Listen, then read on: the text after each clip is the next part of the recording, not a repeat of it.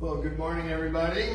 Good morning. I don't want to get a flag thrown on me for delay of service, so it's actually a little after, so we'll get started this morning. And as you can tell, I'm a little casual. Pastor Rucker next door met me in the parking lot. What, you're not preaching today? You're in jeans.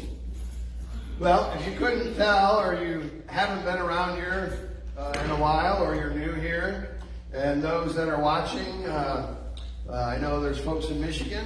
Hi, babe. I got your jersey here for you. Okay.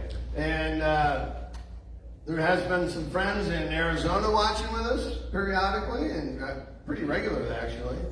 And again, we're hoping to expand that internet base of folks watching. And we have some new folks that have been joining us since the pandemic started, and we're so grateful that you are all here, socially distant but spiritually close. So today is what we call our Super Sunday, and this is not football. I know that. I am more of a hockey fan. And so we have expanded our Super Bowl Sunday activities to be all sports. And yes, even for Gene, who is a train aficionado, he has his Model Railroad shirt on as well. And I'm one of them too, but anyway, it's for me, it's one of those things, you know, God has us in the world, and the Super Bowl is one of the big worldly things. And we'll talk more about that in a little bit. So why not acknowledge it? Why not embrace it a little bit? And we're just going to have a little bit. There's some very varied snacks back there. If a package isn't open and you want some, open it. Don't hesitate to grab some snacks and come on back in. Just don't crunch the chips real loud during the message. That would be good. And what else? We got everything we do here at Trinity Lutheran Church in Montclair is Christ-centered, biblically based, and mission-minded. Those are our core values. And you should see those in virtually everything we do. So today, a little more casual, as I mentioned, but we're not going to be any less reverent in our worship, because everything is Christ-centered. So we want to have some fun, but we also want to take time out this morning, put away all those worldly things in one sense, yet we're kind of balancing that, aren't we? And open our hearts and minds to worship. And Greg's picked some fun hymns for our day today. And I guess that's enough for that. Let's go ahead and... Our Old Testament reading is from Isaiah chapter 40. Do you not know? Do you not hear? Has it not been told you from the beginning? Have you not understood from the foundations of the earth?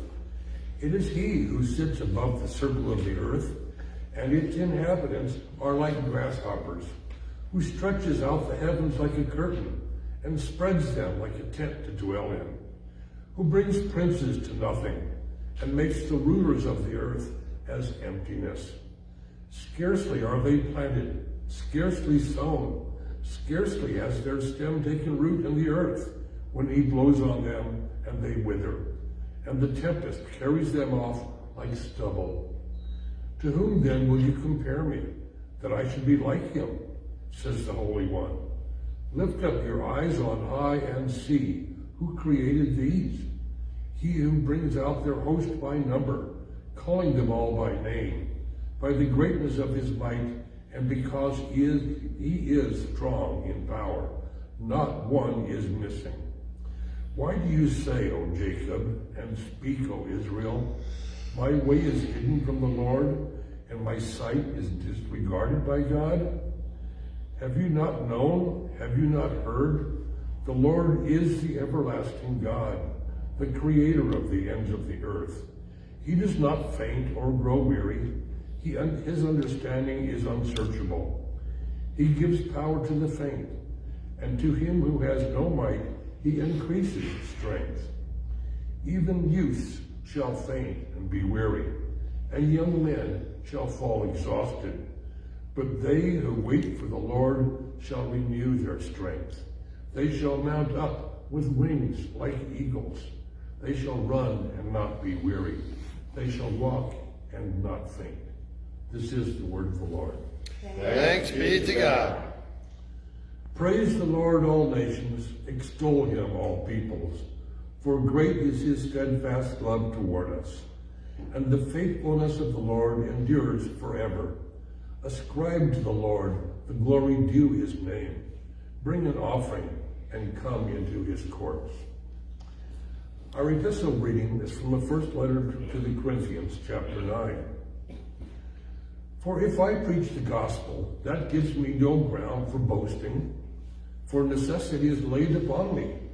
Woe to me if I do not preach the gospel.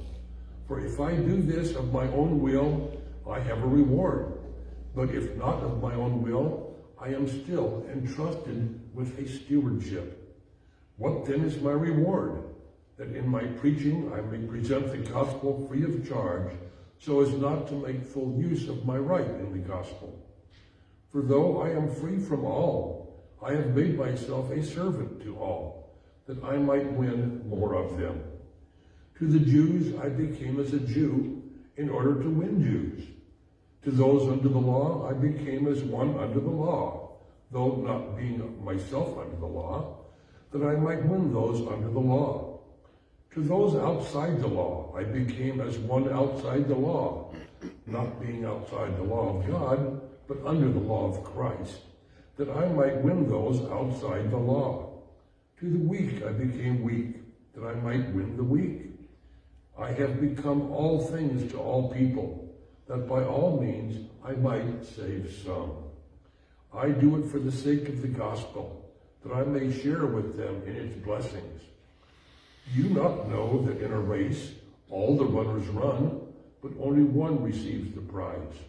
So run that you may obtain it. Every athlete exercises self-control in all things. They do it to receive a perishable wealth, but we an imperishable. So I do not run aimlessly. I do not box as one beating the air, but I discipline my body and keep it under control, lest after preaching to others, I myself might be disqualified. This is the word of the Lord. Thanks be to God. May the words of my mouth and the meditation of my heart be acceptable in thy sight, O Lord, my strength and my Redeemer.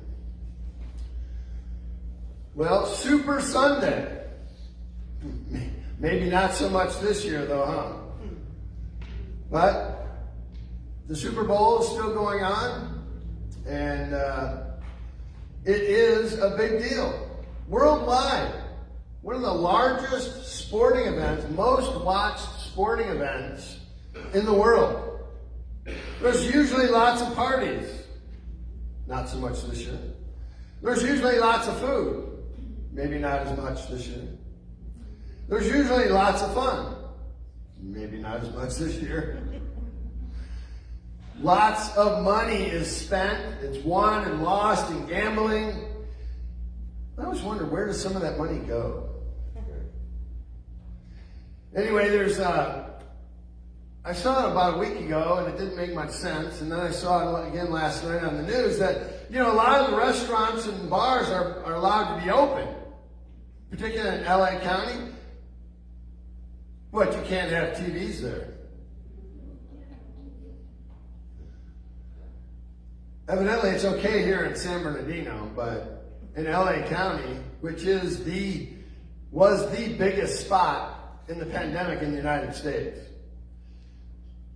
So on one hand, I can understand they're trying to do everything they can to minimize the spread of this virus. But as I talked before, and Mayor Garcetti said, there's light at the end of the tunnel, but the worst is yet to come. And I kind of joked about that, but then I also confessed that God convicted me, because isn't that what we do here? There's light at the end of the tunnel. Heaven's ahead of us, but the worst is yet to come. And so, we have a lot ahead of us here. And what is our hope? We claim to be a hope filling station, right? That's my little slogan thing. There's a little hope filling station on the table by all the snacks back there. And I think that is one of the things the world is missing. People are in despair with everything that's going on. Anybody here in a little despair? You know, we have a lot of tribulation and trials in the world. But yet, the best is yet to come. A lot of you, I didn't bring it to share, but it just popped in my head. That little illustration about keep your fork. Some of you have heard that. Where they had this nice meal, and at the end of the meal, the host says, keep your fork, the best is yet to come. Dessert. The best is yet to come, and that is our hope for the future, right? So, even though this Super Bowl, you know, we usually have a Super Bowl party, and obviously this year we're not going to do that. Partly because my better half, who usually does all that, is still in Michigan with her mother, who just came home from the hospital yesterday. So things are good. She's feeling better, but they say she can't be alone for a couple weeks, so Janet's staying. I certainly miss her, but she's being a dutiful daughter and having some quality time with Mom as best you can in the hospital. But they're home now. All right. So since some of us are not into football, that's why we've expanded this idea into just being all sports and hobbies. We don't want to leave anybody out because that's kind of what Paul is talking about, isn't it? Paul's trying to be all things to all people. We'll get to that a little bit more in a second. Because I was debating between two subjects. Talking more about hope, which you'll find is pretty much in all my messages. And I came across the story of Habakkuk and how he was complaining to God and this discourse they had. Well, then I reread the epistle reading for today. And is it a little bit of a coincidence that God gave us sports analogies in our epistle? I don't pick the readings. Any of those, if you're not familiar with how we have our 3 readings for each Sunday, it's called a 3-year lectionary. So every Sunday, somebody put together years ago 3 readings: Old Testament, Epistle, and Gospel. And they vary. Sometimes we have 2 Old Testaments, or sometimes we have 2 epistles and a gospel. But basically we have 3 readings, and there's a theme and usually in all of them that connect them. Paul talking about running the race and boxing the air. I just find that amazing that God put that scripture for today. Maybe that's just me, I don't know. You know what a coincidence is, right? A coincidence is a minor miracle in which God chooses to remain anonymous. I'm fascinated by these little things that God does in our lives. Anyway, that's another story. So I reread the epistle and I thought, let's use these illustrations. They're perfect for us today. And so we have, I want to reread the last couple verses of the Old Testament, because I think that is a snapshot of the gospel, right? And it is also the message that Paul, in a sense, is preaching. So keep this in mind as we talk about what Paul is encouraging us to do. This is from Isaiah. Have you not known, have you not heard, the Lord is the everlasting God, the creator of the ends of the earth. He does not faint or grow weary. His understanding is unsearchable. He gives power to the faint. They think. And to those who has no might, he increases strength. Even youths shall faint and be weary, and young men shall fall exhausted. But they who wait for the Lord shall renew their strength. They shall mount up on wings like eagles. They shall run and not be weary. They shall walk and not be faint. So where does their strength come from? The Lord. And Paul is talking about that. There's a couple verses at the beginning that you might think is directed at me or Gene, who do the preaching, right? It says, "For I preach the gospel that gives me no grounds for boasting, if I preach the gospel."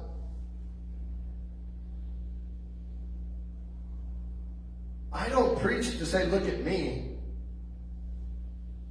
Sure, I like a pat on the back once in a while. Say, "That was a good message today." So you can do that when you leave today.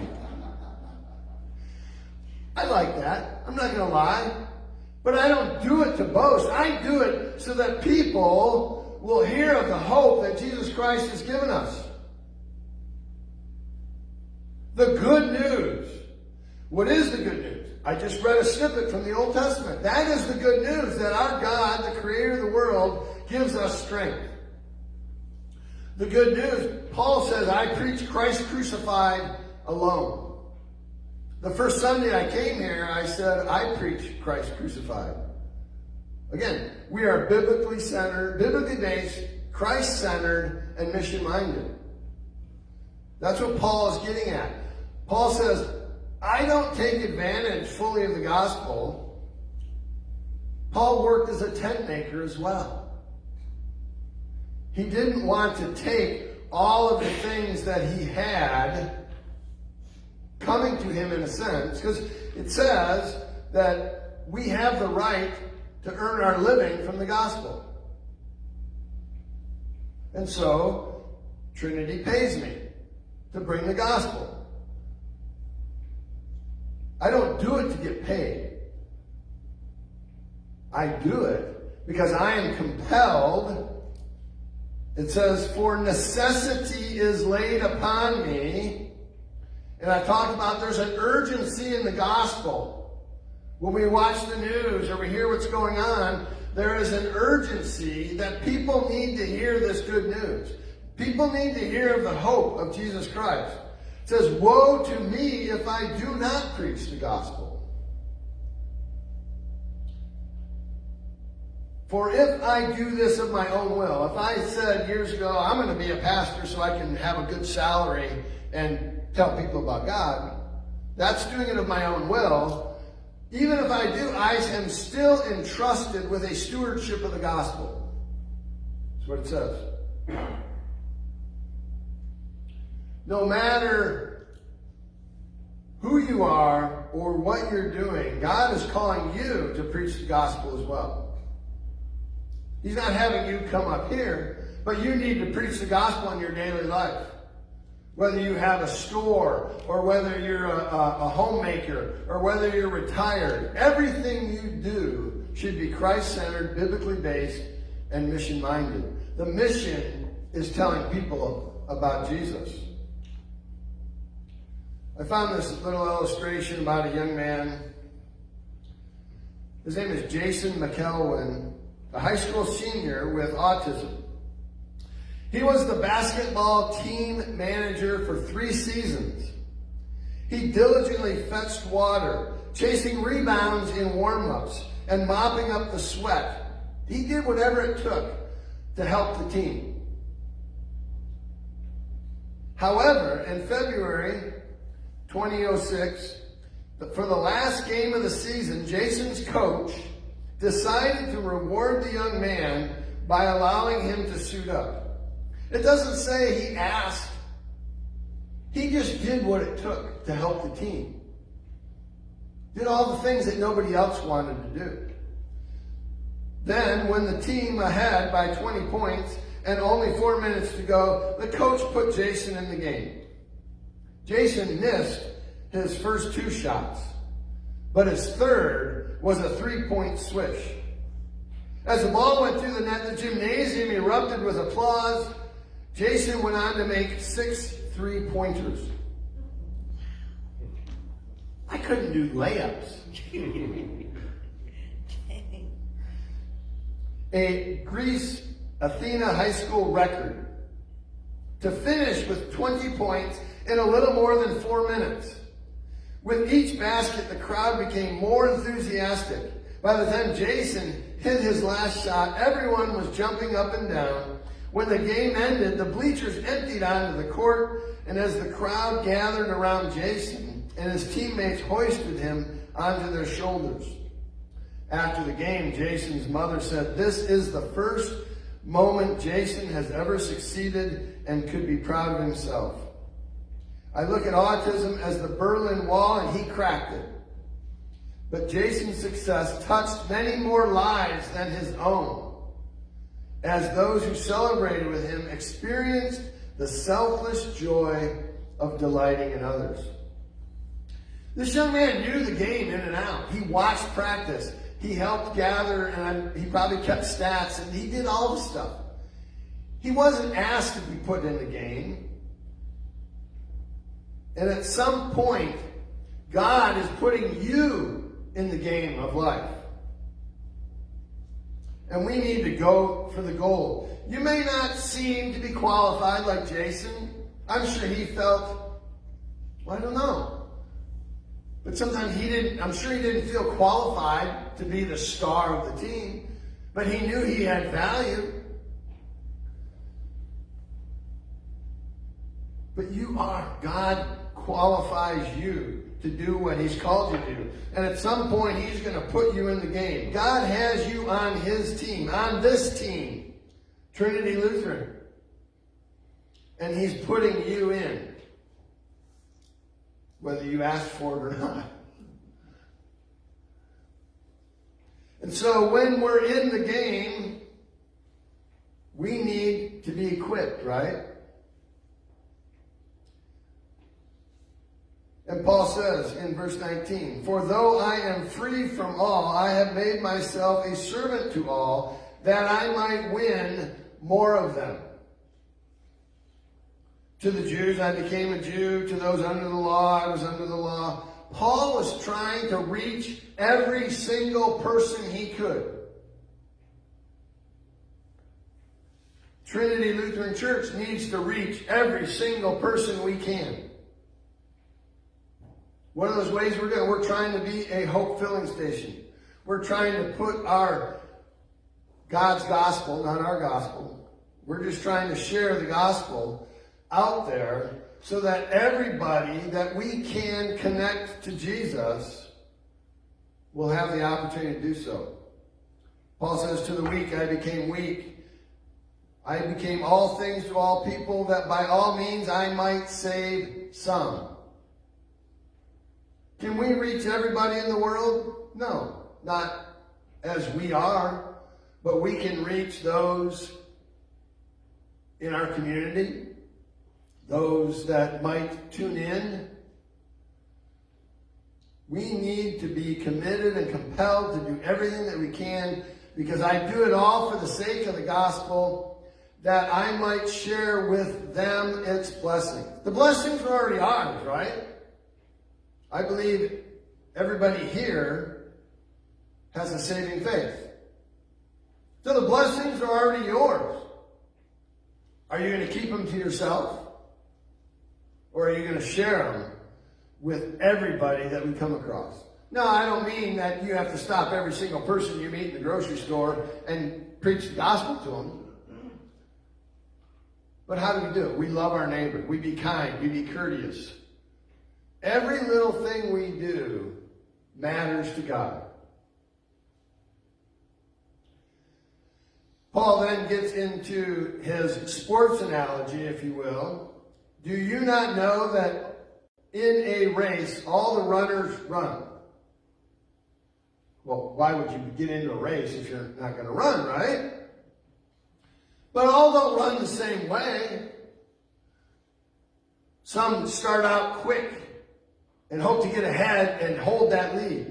Others start out slower and hope to catch up and pass at the end.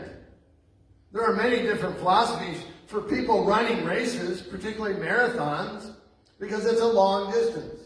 Sprints are quick. You got to get out there as fast as you can and just go, right? But I believe he's talking more of a marathon and to get to the prize. Even though there's only one winner, right? In the Olympics, what do? We have gold, silver, and bronze, right? Any of those is an amazing feat, I think. Because Olympics are held every 4 years. And that is considered, in most circles, the pinnacle of the sports. No matter what event you're in, if you win a gold medal at the Olympics, that's pretty impressive. Bronze is good, but you didn't win. Do you see many bronze medal winners on TV shows or interviews? Not really. It's still an amazing accomplishment, but we don't talk to them. Silver, what do they call silver? The first loser. Second best. It's still an amazing feat. And those people did not set out for bronze or silver. They set out for gold. Now, there is not only one place in heaven, so don't get dismayed there. But Paul is implying that you can't win the race if you don't run it. You need to be all in. You need to go for the gold. So run that you may obtain that prize. And so before a runner runs, what do? They train. They exercise, they eat well, they try and get plenty of sleep, they practice. You know, they might practice their starts out of the blocks. They might practice up hills or down hills. I was doing a little bit of bicycle racing for a while in Texas. And in order to do hill training, I'd go into a parking garage and ride up and down the ramps because there was no hills where we lived. But some of the places we raced, like in Austin and stuff, they had hills. So I had to practice riding up and down hills. And so I don't run aimlessly, Paul writes. Or I like this image, shadow boxing. You ever shadow boxed? A lot of athletes use boxing as part of their training, whether they're a boxer or not. It's good exercise. Jump rope, different things. I do not box as one beating the air. I like that phrase. Don't run aimlessly. Run with purpose. We don't want to just get through life. I believe in God as my Lord and Savior, but I'm just going to go along. I'll come to church on Sunday, maybe a Bible study, and that's it. We need to have purpose. What is our purpose? Right now, I'm seeing it as being a hope filling station. We need people to wipe the windows. We need people to put air in the tires, check the oil. There are all sorts of things that we need to do. And then Paul says, I discipline my body. I keep it under control. Most of the time.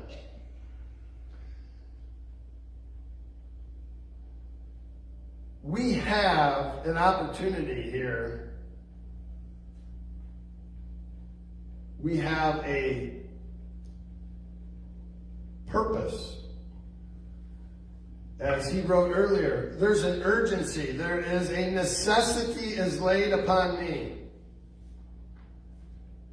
For those of you that are newer here, what was the one thing, those that have been here, what was the one thing I said early on that I could not do or would not do?